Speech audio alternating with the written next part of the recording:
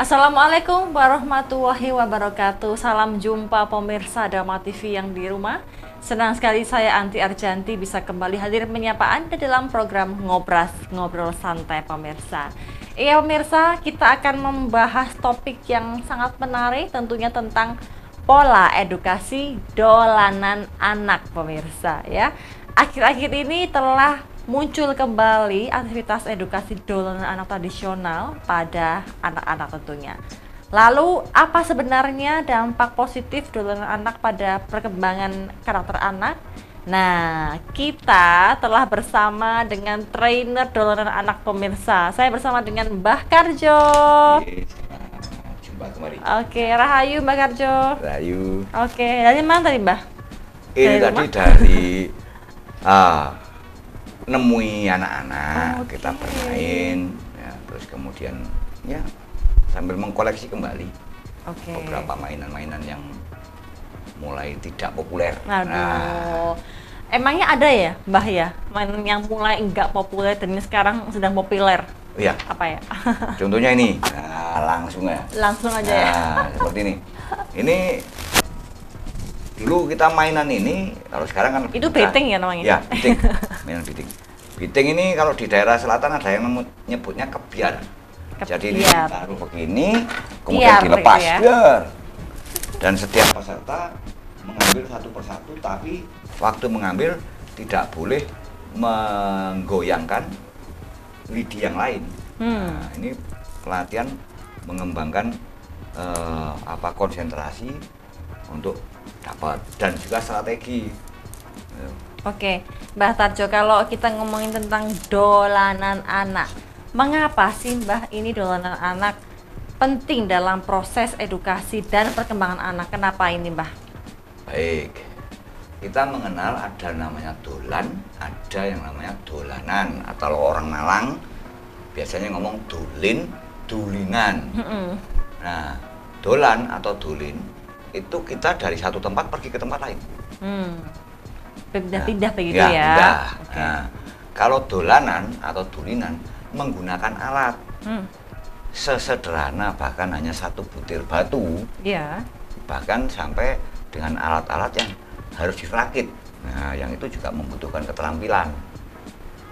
Tantangan terbesar kita adalah bahwa sampai saat ini masih sangat banyak yang menganggap bahwa bermain atau dolanan itu tidak produktif, gitu. Dianggap membuang-buang waktu. Nah, Kenapa kok ada persepsi ngomong gitu, Mbak? ya, mungkin karena kurangnya pemahaman orang-orang dewasa bahwa sebenarnya proses bermain ini adalah melatih sensorik, motorik, terus kemudian melatih kecerdasan emosional, Iya. sehingga anak nanti dalam proses bermain itu kita ada mengenal 3 kemungkinan. Pertama menang, kedua kalah, ketiga seri. Nah, ketika anak-anak dikenalkan dengan konsekuensi-konsekuensi ini, maka dalam perkembangannya dia akan menjadi orang yang berani mengambil keputusan dan tahu resikonya. Nah, disinilah kita ajarkan nilai-nilai, makanya ada aturan main. Nah, Tata cara. Ya? tata cara apa? Kalau bahasa sekarang tutorial. Tutorial. Nah, termasuk ada disclaimer. Sehingga di dalam proses bermain tadi ada interaksi. Ada memang mainan yang dimainkan sendiri. Ada yang dimainkan dengan berpasangan atau berkelompok. Di sanalah kita akan banyak belajar tentang interaksi. Bagaimana kita bermain dengan kawan main ya, bukan lawan ya, kawan main. Dan satu hal lagi yang ini benar-benar merupakan satu tantangan bagi saya, masih adanya anggapan, banyak sekali anggapan. Kalau tadi ngomong tentang main itu tidak produktif.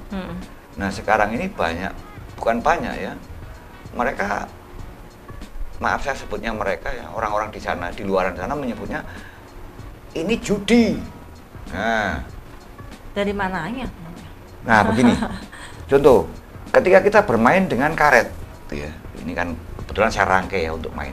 Tetapi main karet seperti yang kita lempar itu ganjilan itu kan, kemungkinan kalah menang itu dianggapnya judi, bertentangan dengan norma-norma terutama keagamaan. Nah, saya tidak menyebut agama tertentu ya, karena ini mungkin karena orang yang memang belum paham. Tapi sebenarnya di sini kan yang kita ajarkan alat yang kita pakai mainan, bahkan yang kita pakai taruhan ini dulu tidak membeli, dulu cari. Makanya kadang tutupnya botol seperti ini, terus kemudian pecahan kreweng gitu ya, pecahan genting itu, pecahan beling dari piring dan sebagainya. Yang ini dipakai main. Dan kalaupun seseorang itu memenangkan, sampai mungkin dia akan mengkoleksi demikian banyak, tetap tidak mempunyai nilai jual, sehingga tidak mungkin dipakai untuk bertransaksi membeli kue. Dan dalam permainan, kalau ini saya mau panjang yang ini ya, ketika bermain, seseorang yang kalah ya, akan oleh pemenang itu namanya diberi balen, diberi semacam hadiah. Bukan hadiah. Dia umpamanya Anda main sama saya nih Mbak Onti ya. Anda punya 10 keping, saya punya 10 keping. Ternyata saya bermain, Anda kalah total. Oke. Maka saya akan beli balen atau beratu. Saya kasih lagi 3. Dengan harapan besok kita bisa main lagi. Oke. Tapi kalau balen tadi dipakai untuk main dan kalah, biasanya sudah di stop. Nah, supaya apa? Orang belajar untuk mengendalikan emosi. Bahkan ada juga mainan ketika kita selesai main, waktu sudah habis, sudah sore pokoknya. Pemenang ini kadang-kadang melemparkan sambil bilang, "Buraan." Teman-teman lain berebut. Tujuannya apa? Besok bisa ada temannya untuk bermain lagi. Nah, yang tidak ditoleransi adalah kecurangan. Nah, ini yang kami ajarkan lewat mainan. Berarti kalau untuk manfaat sendiri ini apa ini Mbak Karjo, untuk manfaat dalam pengelolaan anak bagi aspek kognitif, sosial, dan emosional anak ini apa sih manfaatnya betulnya? Sangat penting sekali. Manfaatnya adalah ketika anak nanti tumbuh berkembang menjadi remaja, menjadi dewasa, maka dia menjadi makhluk sosial yang ideal, yang dia mempunyai fungsi di dalam tata sosial masyarakat. Nah, kalau sekarang kita banyak amati tentang terjadinya perundungan, ya, bullying, bullying. Ini kan karena anak ini tidak pernah mendapatkan kesempatan untuk belajar tentang bagaimana bersikap yang baik. Nah, makanya ketika ada anak, mohon maaf sekali lagi, ada anak yang memiliki kekurangan fisik, ya, disabilitas, tetap kita ajak ikut bermain, karena di sana ada konsep yang namanya pupuk bawang. Nah, di mana anak yang beda usia atau memiliki kekurangan fisik tetap diikutkan dalam permainan, tapi diberi keistimewaan. Apa kalau bahasa sekarang inklusi. Nah, jadi ada kesetaraan. Yang tidak kalah pentingnya adalah dalam sebuah permainan, terutama permainan yang melibatkan banyak peserta. Mbak Onti pasti kenal dengan istilah dadi. Dadi. Dadi, ya, peta umpet atau jumpritan. Satu orang berjaga, yang lainnya sembunyi. Masih banyak yang menganggap ini sebuah hukuman. Apa salahnya? Kok dihukum? Sebenarnya bukan hukuman. Itu adalah semacam, kalau bahasa saya mungkin semacam layanan. Jadi dengan saya menjadi ini, saya melayani teman-teman yang lain. Baik. Dan nanti akan tiba giliran teman yang lain untuk melakukan hal yang sama. Mainan akan jadi tidak populer, akan ditinggalkan oleh para pemainnya ketika istilah tadi itu dianggap sebagai hukuman. Nah, siapa yang mau dihukum? Salah saya apa? Kan yang kalah toh. Nah, tetapi konsep kalah menang dalam bermain tadi, faktornya juga tidak sekedar ditentukan dengan shoot, ya, tong ji sing kodong kalah siji. Nah, gajah, wong, semut ya Iya. begitu kan. Atau apa gunting, Batu gunting batu, kertas, kertas ya kan. Nah, mainan-mainan itu kan sebenarnya mengajarkan kepada kita tentang konsekuensi Baik, dalam sebuah aktivitas. permainan. Oke, baik. Mbah Karjo ini mau ada yang lewat, kita tahan dulu ya. Oke. Baik, tetap dalam program acara Ngobras, ngobrol santai usai jeda. Jangan kemana-mana pemirsa.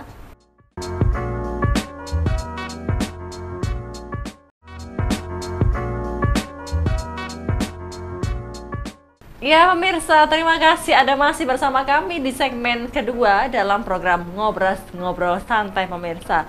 Saya masih bersama dengan Mbah Tarjo, trainer dolanan anak. Halo Pak. Halo juga. Manggilnya Pak apa Mbah sih kok ketang kok terus. Nggak apa-apa, jadi memang Sapaan nama akar aja. siapa sih? Boleh Mbah, boleh Pak D, boleh. Nanti akan saya ajarkan juga lewat dolanan bahwa penyebutan nama itu ada kata sandang. Oke. Nah, yang sehingga itu nanti akan menunjukkan mengajarkan kita tentang respect. Wah, ini ngomong Inggris barang ya, kayak ngono gak baik. Boleh ya, Mbak Iya. Karjo ya. Iya. Oke, Mbak Karjo, kita masih di topik yang sama tentang Iya. pola edukasi dolanan anak, Iya. ya. Pola edukasi dolanan anak. Nah, kalau untuk faktor-faktor ini Mbak Tarjo yang menyebabkan perubahan pola dolanan anak di era digital saat ini, apa Iya. Mbak Karjo? Sebenarnya begini loh, bermain itu sesuatu yang serius ya. Bermain itu sesuatu yang memang benar-benar ya itu serius. Nah, siapa yang wajib? Yang pertama adalah orang tua, kemudian lembaga yang terkait mungkin sekolah ya, di mana anak-anak tadi dengan bermain itu belajar mengasah keterampilan sensorik, motorik, terus kemudian emosional dan sebagainya. Namun di situ bukannya hal yang cuma-cuma atau hal yang sia-sia, karena di situ juga banyak kita ajarkan dengan tinjauan. Satu contoh, ketika kita ngajari anak-anak bermain dengan menggunakan kembang tebu atau geleges. Oke, Ya. itu apa geleges? Geleges itu kembang tebu. Kita bisa belajar tentang aerodinamis. Dimana ini nanti karena ringan dia bisa terbang berputar. Kalau hanya diajar membuat dan memainkan saja tanpa ada dialog, tanpa ada penjelasan mungkin kurang menarik. Membosankan berarti ya. Kembang tebu yang nanti ketika disambung menjadi roda, kita belajar tentang matematika, kita belajar tentang umpamanya nanti membuat mainan seperti ini yang dari bambu, yang kalau dulu diisi dengan kembangnya pete, nah disokok gini bunyi dar. Ini kita belajar tentang pneumatik, tentang tekanan udara yang dimampatkan.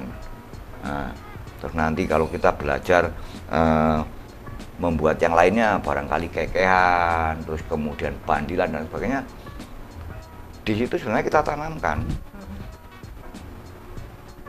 Selain permainannya itu menggunakan alat yang ada di sekitar kita, terus kemudian prinsip dasar bermainnya yang nanti juga akan bisa dikembangkan oleh si anak untuk menjadi bekal. Kalau bahasanya orang sekarang ngomongnya basic life skill, keterampilan dasar untuk hidup. Nah, termasuk tadi itu mengajarkan nilai-nilai, ini benar, ini salah. Ya. Nah, ini boleh, ini tidak boleh. Ini mainan yang boleh dipakai anak laki-laki, ini hanya mainan yang digunakan anak perempuan. Ini mainan yang boleh digunakan anak laki-laki dan anak perempuan. Sehingga dari awal saja kita sudah sedemikian kompleks memberikan materi. Ayo balik lagi. Kalau kita tidak merasa itu sebuah kewajiban, ya bersiap-siaplah. Satu saat nanti anak-anak ini tidak lagi menjadi anak-anak. Mereka akan ada di dunianya sendiri. Iya. Yang itu akan nggak kebayang lah ya, kalau kita nggak membekali anak-anak ini dengan basic life skill melalui media bermain dengan cara bergembira. Nah, kalau anak-anak dipaksa, wih, nggak kebayang. Anak tidak akan lagi memiliki dunianya, keasikannya hilang. Oke, ternyata juga banyak sekali dampaknya ya, Oh, iya. Mbah Karjo ya. Ya, Nah, kalau kita ngomong tentang pengaruh nih, Mbah Karjo, Iya. ini bagaimana sih Mbah Karjo tentang adanya pengaruh teknologi digital ini terhadap kebiasaan bermain anak dibandingkan dolanan yang tradisional? Ini bagaimana pengaruhnya, Mbah? Oke, pengaruhnya yang jelas itu secara psikis ya. Permainan dulu itu memang ada istilah mati. Nah, contohnya engklek ya. Melempar gaco, kena garis, disebutnya mati. Maka gilirannya diambil oleh orang lain. Ya. Atau main bekel. Ketika dia melempar bolanya tidak bisa menangkap, maka dianggap mati, digantikan oleh temannya. Sekarang dengan menggunakan alat-alat elektronik, gadget itu, mereka disuguhi dengan mainan yang, mohon maaf ya, di situ sajiannya untuk mencapai poin tertentu atau kemenangan, dia harus mengeliminasi, ya, saya nggak ngomong membunuh, ya, mengeliminasi lawan-lawannya dengan permainan perang-perangan. Itu akan membentuk karakter anak.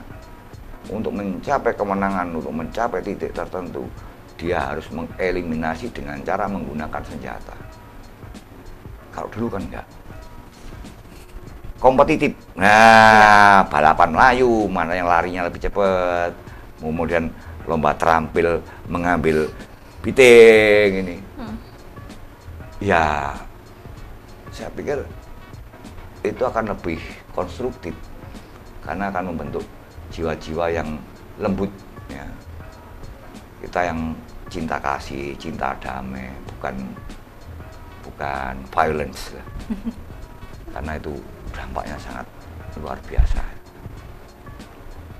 Begitu. Oke, nah berarti untuk pengaruh digital ini juga sebetulnya juga pengaruhnya luar biasa besar ya Pak Nggih. Mbah Karjo ya. Jadi memang ada teman-teman pengembang permainan elektronik yang diberi muatan lokal, seperti dengan karakter wayang, dengan karakter reog.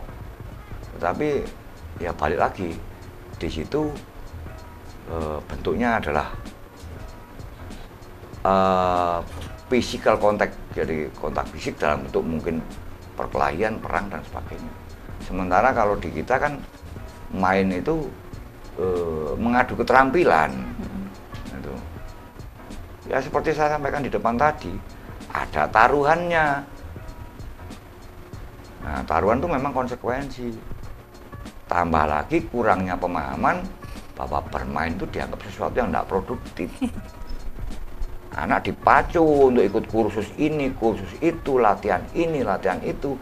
Sementara kegembiraan hatinya semakin berkurang karena tekanan tadi. Iya, tekanan tadi itu ya. Iya. Betul.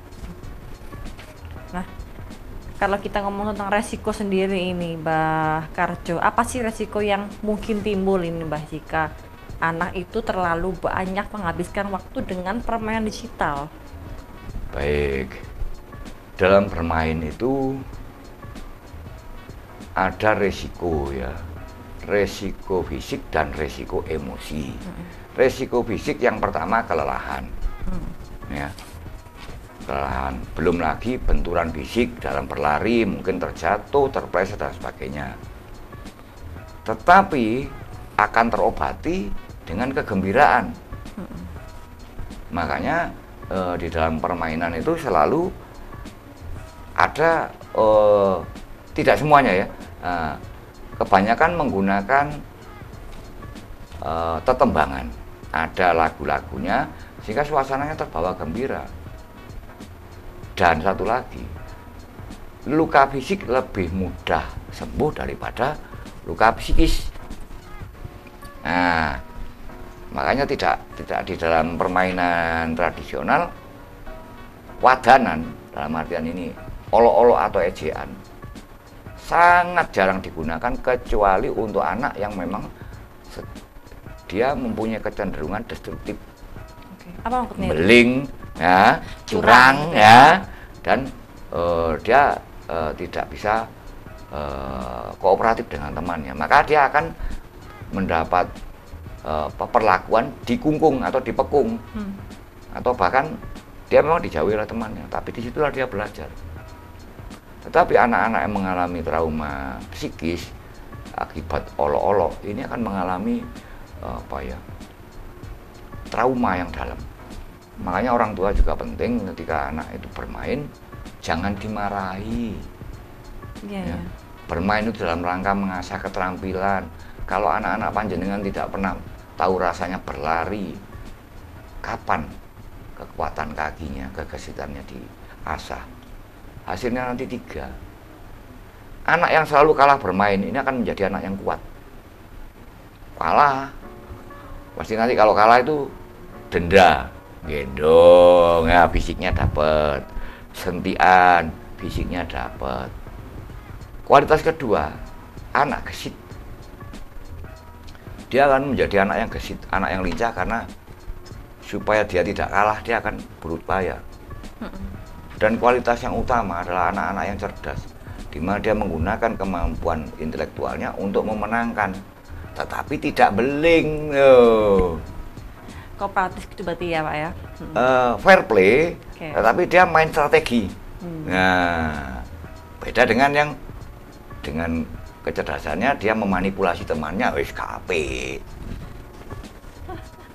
Maksudnya itu bikin kecurangan begitu ya? Ya, makanya mainan tuh. Contoh aja yang paling gampang.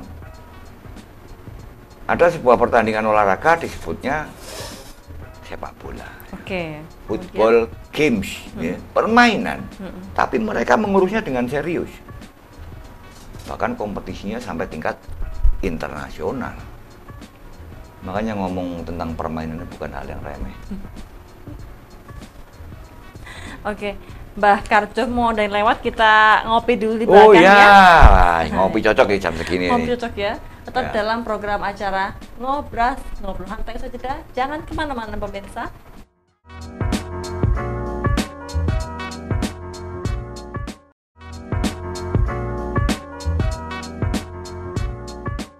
Iya, terima kasih Anda masih bersama kami dalam program Ngobras Ngobrol Santai pemirsa. Saya masih bersama dengan Mbah Karjo, trainer dola dan anak. Mau mainan sekarang, Mbah? Boleh. Ini apa, Mbah, di meja depan ini? Contohnya ini ya. Kita akan main, ini saya sisihkan aja dulu yang ini ya. Ini bahan dasarnya apa aja ya namanya ya? Kita carinya alat-alat dan bahan yang ada di sekitar kita. Nah, ini kan kita ngumpulkan dari makanan yang lagi populer sekarang apa? Sempol ya? Sempol atau sempol ya? Sempol. Oh ya, sempol. Ini kan stiknya sempol itu. Iya, betul. Nah, ini kalau kita bermain berdua, kita undi dulu kan? Bumping shoot. Nah, undi bahun gitu ya. Bumping shoot, siapa yang menang? Pokoknya saya yang menang. Maka saya mau punya kesempatan pertama untuk melepas ini. Dilepas begini. Boleh dari ketinggian, boleh rendah. Ini kan ngebiar begini. Nah, ini. Maka saya memiliki kesempatan pertama untuk mengambil satu persatu sebanyak mungkin tanpa menggoyangkan bagian yang lain. Jadi meskipun saya ambil satu ini ya, ini kan, nah ini fair ya, nggak ada yang goyang. Ini saya mungkin akan cari lagi yang ini. Nah, ini kan goyang. Nah, berarti hilang giliran saya. Sekarang giliran Anda. Anda boleh langsung mengambil atau melakukan hal yang seperti saya tadi. Piok gitu. Sampai nanti habis. Pemenangnya adalah orang yang mengambil ini terbanyak. Sulit juga pemirsa ya. Dendanya, dendanya disepakati dulu. Dendanya apa nanti yang kalah umpamanya. Mbak Onti dapat 30 batang, saya dapat 25 batang, kan selisih 5. Dendanya apa? Apa 5 kali sentil, apa 5 kali cablek, lompat atau apa terserah ya. Jadi tetap ketika bermain ada bebono, ada apa namanya taruhannya. Nah, tetapi boleh juga disepakati tanpa taruhan. Ini baru nanti kemudian selesai terus. ada mainan-mainan lain yang bisa kita buat dari ini, seperti nanti kita akan mengikatnya dengan bentuk seperti huruf A begini. Nah, begini, nanti di kiri kanan kita kasih beban, kita membuat mainan jungkat-jungkit keseimbangan. Berarti sekarang ini pertama kita mau bikin mainan apa ini Mbah Karjo? Kalau ini biasanya saya pakai yang pertama itu untuk ngajari anak-anak tentang apa? Huruf dan angka. Seperti teka-teki ya. Ini yang nanti apa? Geometri. Nah, teka-teki geometri yang nanti anak akan berusaha menyusun bentuk tapi dengan aturan tertentu. Nah, ini harus 12 potong ini. Nah, harusnya tadi tak siapkan dulu, tapi nggak apa-apa lah. Oke. Toh cepet. Nah, sambil ngomong begini, saya juga sempat browsing untuk melihat permainan-permainan anak di negara lain. Ada 2 negara besar yang saya lihat itu masih memproduksi mainan-mainan yang memang benar-benar mainan-mainan yang kalau kita ngomong jadul. Seperti di India dan di Cina itu mereka masih mempertahankan kampung yang memproduksi mainan anak, meskipun mainannya sangat-sangat sederhana. Seperti mainan kendang kecil, mainan yang didorong berbentuk seperti burung. Nah, ada mainan yang kita mainkan dan bentuknya seperti ini. Ada, ini kan juga mengasah keterampilan anak untuk menggunakan imajinasinya ketika dia harus menyelesaikan satu problem. Nah, contohnya gini, ini ada 6 segitiga, harusnya sama ini ya. Ada 6 segitiga. Perintahnya adalah memindahkan dua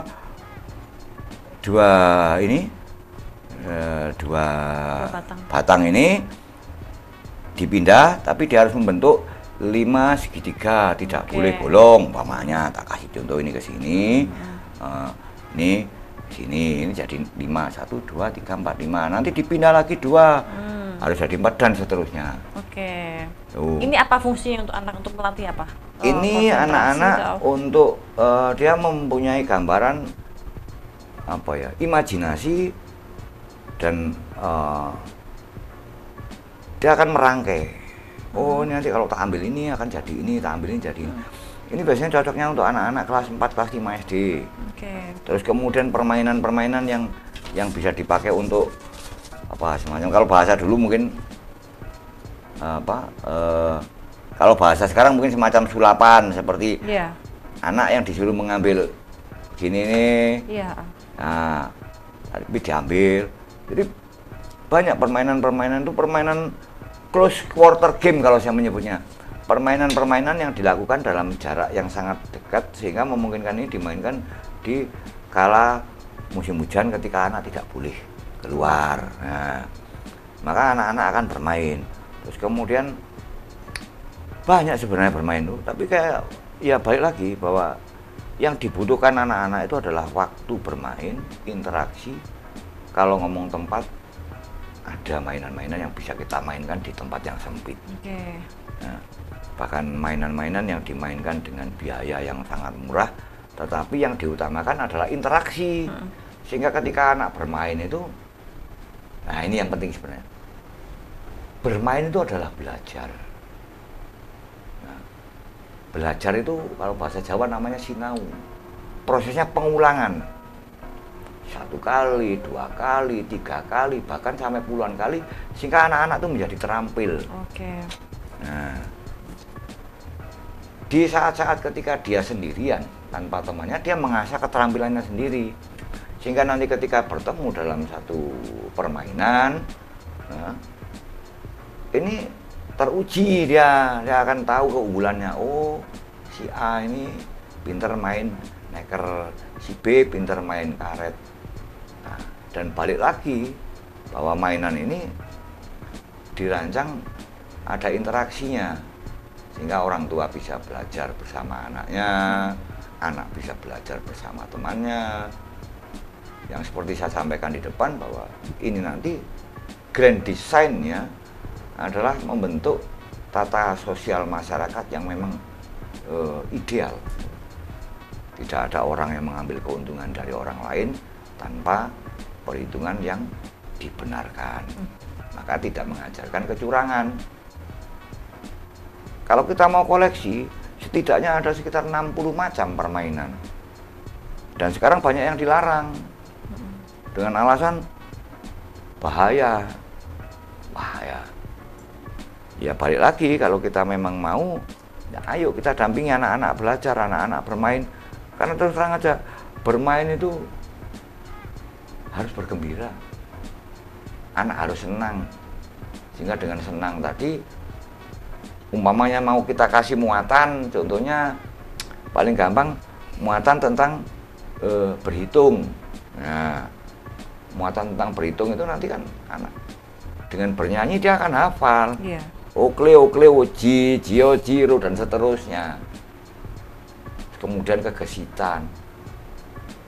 Wah, ini benar-benar kesempatan luar biasa saya bisa berbagi di sini meskipun ini masih sporadis ya, karena masih meraba. Saya akan bertemu dengan siapa, akan ngomong tentang apa, tapi intinya bermain ini adalah kesempatan untuk belajar. Bermain itu bukan hal yang tidak produktif.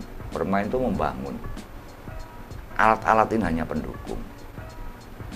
Karena kalau kita keluarkan semua, akan menjadi warisan kekayaan yang sangat tidak ternilai.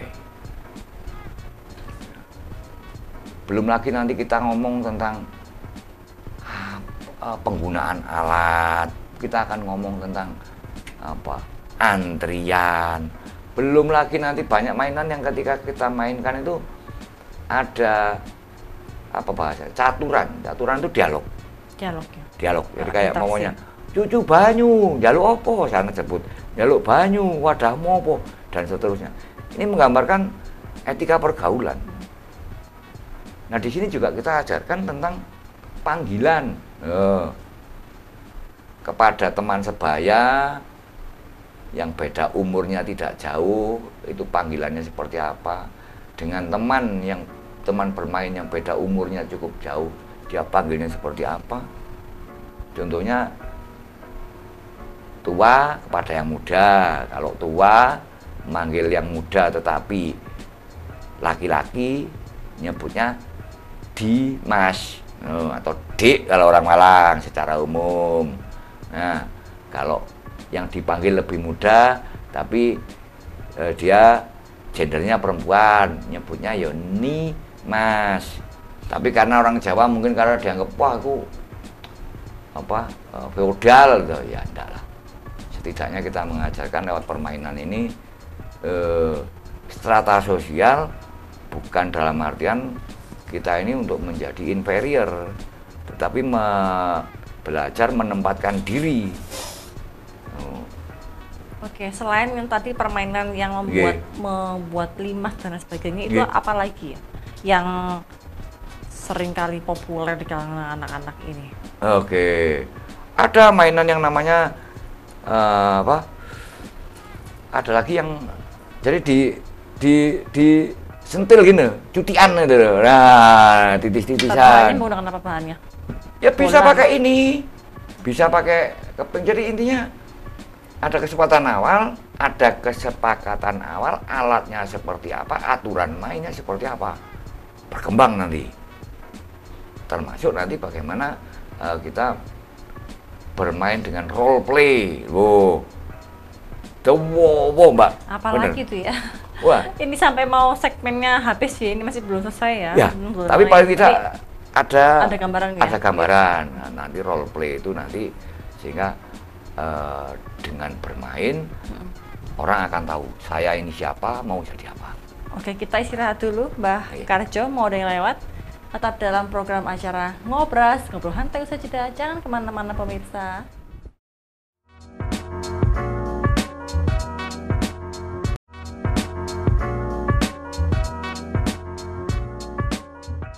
Ya, terima kasih Anda masih bersama kami dalam program Ngobras, ngobrol santai pemirsa di segmen yang keempat ya pemirsa. Kita masih membahas tentang pola edukasi dolanan anak ya. Bersama dengan Mbah Karjo ya. Mbah Karjo udah ngopi? Udah dong. Kopinya top. Tapi Kopinya memang top. ya Mbak Wanti ya, bermain itu memang urusan yang serius. Artinya apa yang kita bahas ini tadi belum sampai di ujung, tapi setidaknya kita punya gambaran bahwa saya sangat berterima kasih khususnya di acara ini diberi kesempatan untuk memperkenalkan dan menyampaikan betapa pentingnya bermain.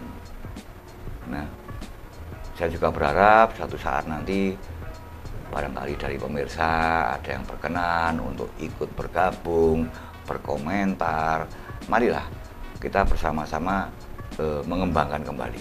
Baik, mudah-mudahan ya. Oke, Mbah Karjo, tadi selain permainan yang tadi menggunakan ini biteng ini Ya. Ada lagi? Tadi Masih apa? Kayaknya ada. tadi Mbah Karjo bawa Ya. banyak banget tadi ya. Nih, seperti yang Ini saya apa cerita tadi, ini dari geleges ya. Geleges ini, Apa tuh geleges itu? geleges ini kembang tebu. Oke. Kenapa Bunga disebut tebu. geleges ya? Tadi bocah kudu teges. Ya, kan?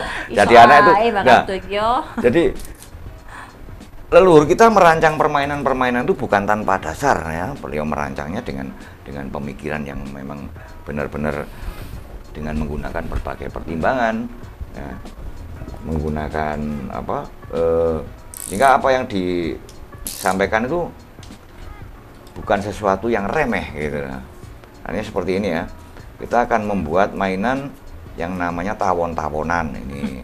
Hanya dari 2 batang kembang tebu.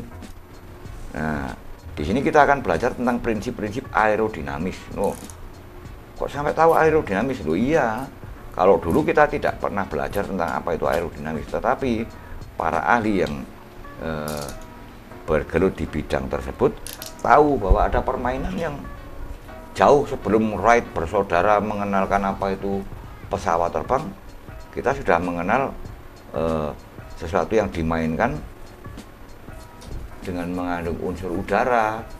Yang ini cukup dengan cara ini, dipuntir seperti ini kita bisa biasanya memainkannya outdoor ya, di luar ruang. Ini kita pelintir begini, nah, kita pegang di sebelah begini, ini dilepas, ini akan terbang nanti, berdengung seperti tawon, dia berputar. Oh bisa ya Mbak Karjo? Ya. Karena Ini kan bendanya sangat ringan. Ya, Oke. sangat ringan. Maka ketika dia berputar, ya, dia apalagi terkena angin, dia akan melayang-layang. Berarti ini kalau menggunakan permen ini harus menunggu anginnya kencang Ya, ketika- tanpa angin kencang pun bisa. Oke. Yang penting di luar ruang, di sebelah begitu. Oke. Nah, Dan seterusnya begitu Ya. sih, oke. ini belum lagi nanti kita membuat gelinding. Ya. Gelinding itu yang ini kita buat apa? Menjadi bentuk palang dengan dilubangi. Kita buat 2 untuk menjadi roda. Ini kita belajar matematika. Rumus matematika atau berhitung itu adalah ping poro lan sudo kali bagi tambah kurang. Ini kan sudah menunjukkan simbolnya. X itu kali, tambah, bagi, kurang. Ini kan belajar tentang banyak hal yang sangat-sangat tidak mungkin diwadahi hanya dalam waktu mungkin 2 jam. Lifetime experience. Wah, itu jadi pengalaman yang akan kita dapatkan sepanjang waktu. Tapi yang paling penting ya, bermain harus gembira. Harus gembira. Harus gitu. bergembira. Nggak boleh banyak pikiran ya. Ya, makanya kalau nggak suka ini main yang lain, nggak suka ini main lain. Tapi saya ingin berbagi bahwa kita bisa bermain dengan barang-barang yang ada di sekitar kita, bahkan dengan apa barang-barang yang seolah-olah tidak memiliki nilai tapi mempunyai fungsi dipakai untuk bermain. Nah, Jadi saya berharap suatu saat nanti ada segmen yang memang khusus menyajikan satu persatu permainan yang dikupas tuntas, sehingga nanti benar-benar dapat. Karena ini memang sudah saatnya permainan ini kita angkat lagi agar nanti benar-benar ada manfaatnya. Baik. Nah, kalau kita ngomongin tentang adanya upaya ini, Mbah Tarjo, ini apa sih, Mbah Tarjo, ini upaya yang bisa dilakukan ini untuk melestarikan dolanan anak tradisional ini seperti apa? Baik, terima kasih. Jadi belakangan ini kan mulai lagi diangkat kembali tentang 10 objek pemajuan kebudayaan, karena negara menganggap budaya ini adalah ujung tombak. Ujung tombak apa? Ujung tombak pembangunan karakter manusia. Nah, makanya upaya-upaya perlindungan sudah dilakukan, tinggal kita yang ada di bawah ini, marilah kita sambut kesempatan ini dengan semangat. Ya. Ayo mulai kita rubah pola pikir kita bahwa bermain itu bukan tidak produktif. Produktif itu apa sih? Produktif itu ada hasilnya. Nah, produk itu kan hasil. Nah, bermain itu ada hasilnya. Hasilnya apa? Setidaknya kita punya 3. Anak kesit, anak kuat, anak pinter. Nah, belum lagi ngomong tentang kemampuan kecerdasan intelektual. Nah, ya ayolah, kita ini sudah waktunya kita kuatkan kembali jati diri bangsa dengan pembentukan karakter yang seperti disampaikan tadi, bahwa lewat mainan. Nah, alatnya murah, bahannya ada di mana-mana, angger kari gelem apa ora. Tinggal ada kemauan atau tidak begitu. Iya, ya, gelem apa ora. Nek wong ora wani, ayo diterne, tapi nek wong ora gelem jangan dipaksa. Nah, lalu ini untuk media promosi lewat mana ini, Mbah Tarjo, untuk mempromosikan dolanan anak ini sebagai bahan edukasi? Ya, saya berbahagia sekali karena belakangan ini banyak kampung, banyak komunitas yang mulai mengadakan kegiatan-kegiatan dengan tajuk kebudayaan. Nah, ada kampung budaya, ada kampung jadul, ada festival kampung adat dan sebagainya. Itulah kesempatan kita untuk mengangkat kembali permainan-permainan ini sehingga sesuai dengan tujuan awalnya adalah untuk membentuk karakter terutama generasi muda. Oke, berarti untuk media promosi ini dari mana? Platform apa, digital, Instagram atau apa milik Mbah Tarjo? Saya sendiri baru mulai merintis ya. Semoga nanti teman-teman berkenan mengunjungi Facebook saya. Kalau IG masih belum nanti, karena saya harus benar-benar belajar lagi. Mungkin kalau yang mau berlatih di tempat Mbah Tarjo bisa? Untuk sanggar, saya saat ini sanggarnya masih belum layak untuk dipakai, tapi saya lebih senang ketika saya diberi kesempatan untuk hadir di tempat teman-teman atau para pemirsa. Oke, luar biasa. Ini yang apa ini? Simbol apa? Oh iya, baik. Nah, ini. Ya. Nah, ini ada simbol Singojoyo. Nah, apa maksudnya itu, Mbah? Saya dari kampung Sinau. Singojoyo. Singo itu sinau ngolah. Jo-nya itu untuk kerja, yo-nya untuk makaryo. Jadi kita ini bekerja mengolah ajaran agar mencapai kemenangan yang bisa dipakai untuk kerja dan makaryo. Nah, kerja 70% profit, 30% profil. Makaryo 70% profil, 30% profit.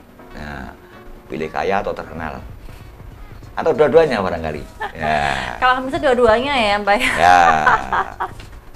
Baik, Mbah Tarjo, kalau untuk potensi ini ya, untuk apa sih ini potensi dan inovasi dalam dolanan anak ini, Mbah Tarjo, yang dapat menggabungkan elemen tradisional dengan teknologi modern untuk menarik minat anak? Ini seperti apa? Monggo. Semoga pertanyaan terakhir ini, Mbak. Semoga ini nanti disambut oleh teman-teman yang sedang mengembangkan usaha dalam bentuk permainan elektronik ya, berbasis seni dan budaya tradisi lokal. Monggo, kalau kami orang-orang yang sebagai praktisi, kami akan bersedia untuk bekerja sama. Sepanjang konsepnya dua tadi, kerja atau makaryo. Kita cari profit atau kita cari profil. Syukur-syukur dapat dua-duanya Mbak Wanti ya. Betul ya.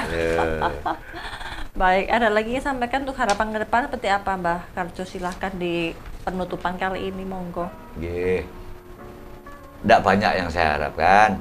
Semoga kita bisa bertemu di lain kesempatan langsung praktek tentang apa yang saya sampaikan tadi, yaitu mari bermain bersama ya, semboyannya barang temenan, lek dulinan sing temenan, barang temenan ojo digawe dulinan. Mari kita bermain dengan sungguh-sungguh, tapi barang sungguhan jangan kita pakai main-main. Oke, terima kasih Mbah Karjo atas waktunya. Mbak, ini sudah selesai ya, masih Ye. banyak ya sebenarnya yang mau ditampilkan di sebenarnya ya. Kita tunggu kesempatan yang lain. Baik. Nanti akan kita praktekkan. Mudah-mudahan ya. Dan pemirsa Dharma TV yang di rumah, usai sudah perjumpaan kita kali ini, terima kasih. Sampai jumpa. Wassalamualaikum warahmatullahi wabarakatuh. Rahayu.